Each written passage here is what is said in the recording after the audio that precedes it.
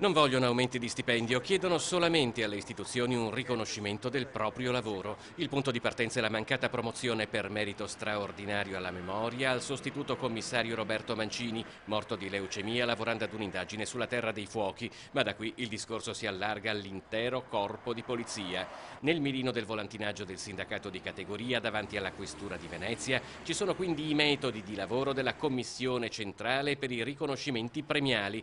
Gli agenti chiedono in altre parole che venga riconosciuto a livello istituzionale l'impegno e il sacrificio di tanti colleghi. Il poliziotto che tutti quanti i giorni si impegna, lavora, fa sacrifici di vario tipo con le dotazioni che abbiamo, vedersi riconosciuta un'attività, un lavoro sicuramente porta a miglioria all'umore, si sente un'amministrazione vicina anziché un'amministrazione lontana. Sono più vicini i cittadini delle istituzioni alla fine.